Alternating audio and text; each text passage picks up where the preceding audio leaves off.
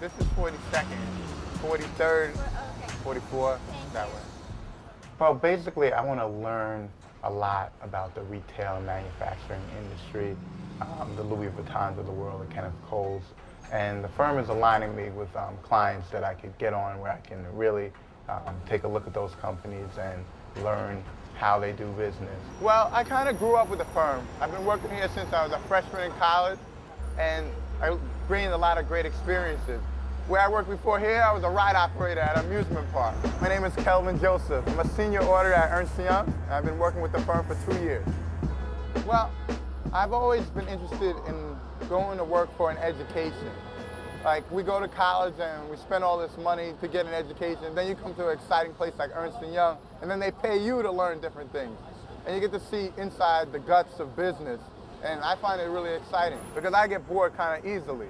So I could be at a client as big as Verizon, which is all over the place, or I could be at a tiny client where I make such a big difference for that client. So you get to learn big business as well as small business. That being said, I work with like the smartest people and a lot of young, fun, energetic people. So when you come to work and you're working with people that you actually like, it makes it a lot more enjoyable experience. They try to recruit those kind of people as far as people that are self-motivated. And then once you get around a whole bunch of self-motivated people, a competitive side comes to it, so you want to excel. And so you get the best people from college, and then they want to keep being the best, so they have to raise the bar. When you're not motivated, you just work hard enough not to get fired. But when you're motivated, you work as hard as you can. And the firm, I mean, they actually have mandatory goal setting. I mean, they encourage you to set goals, and they have you meet with your counselor to assess those goals. A lot of people here at the firm have taken an interest in my career and have served as mentors and shown me what that next step is.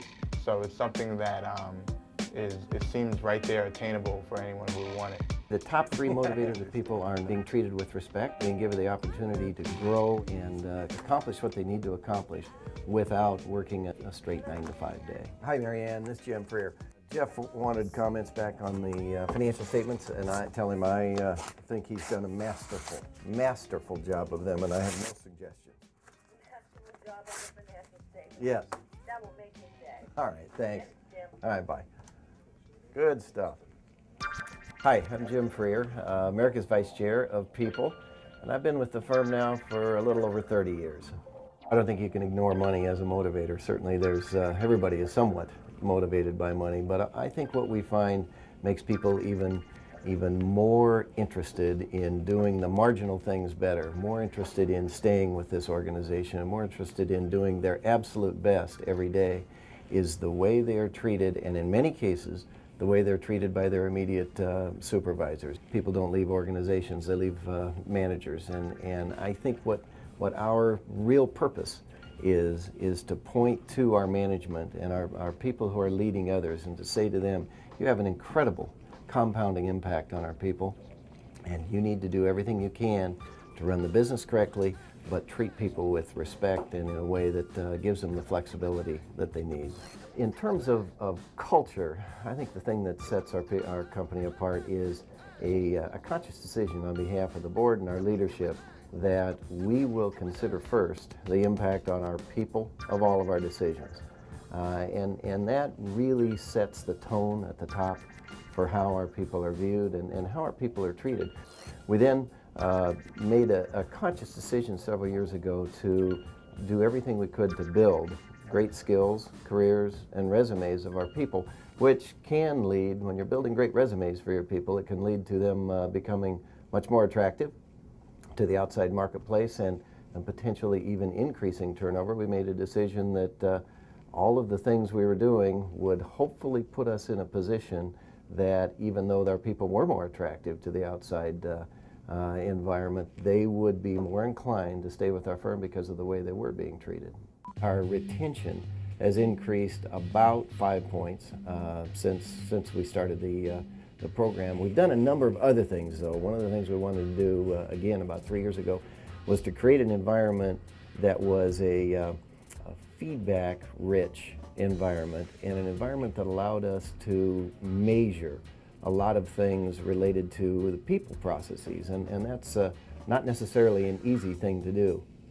A couple of examples of things that we have done to provide feedback and to measure how we're doing in our people environment is the Gallup Q12 process.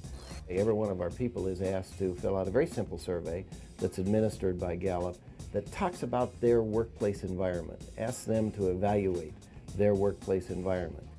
Every year our overall scores have increased, and that's even in light of some of the economic challenges that have been popping up in the marketplace and in the general environment.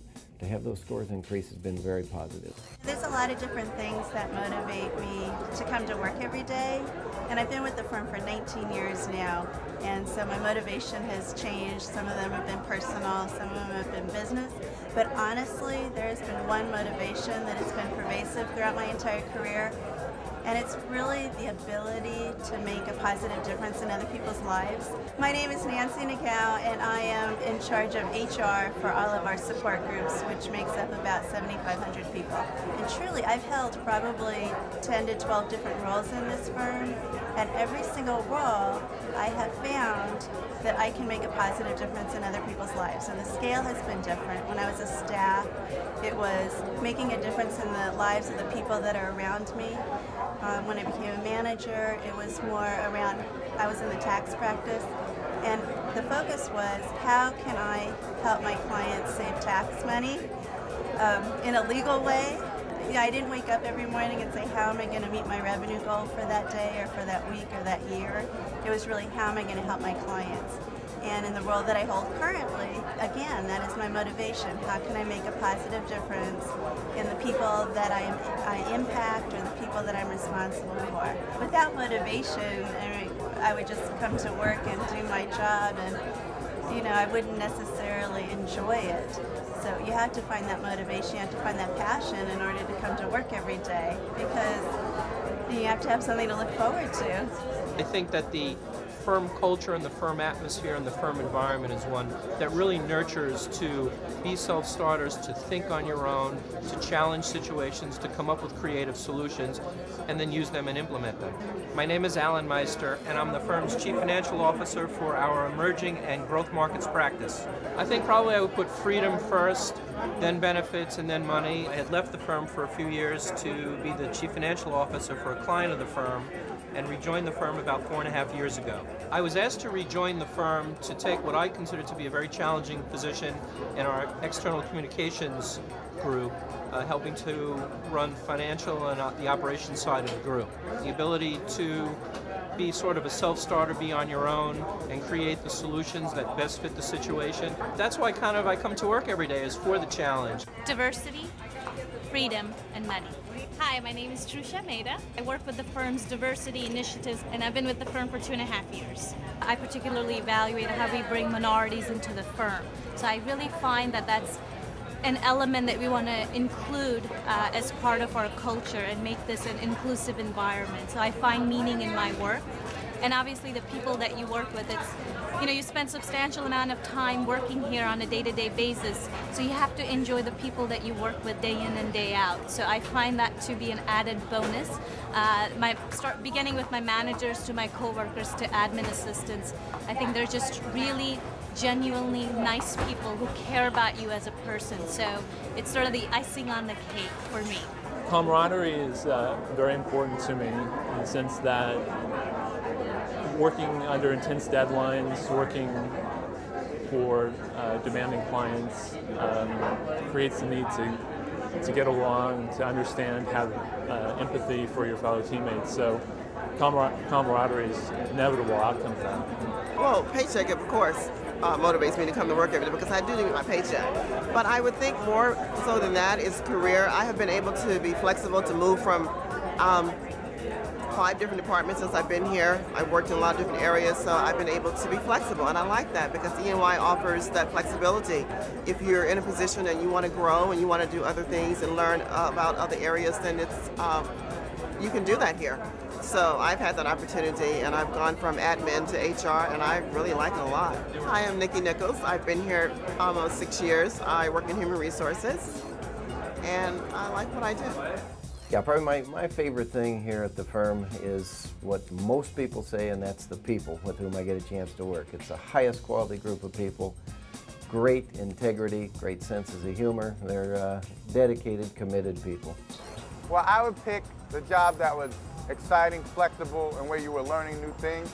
At the end of the day, how much money do you really need? I always tell people that many people are striving to become millionaires, but, you know, people that are billionaires, no one even remembers them unless they give back.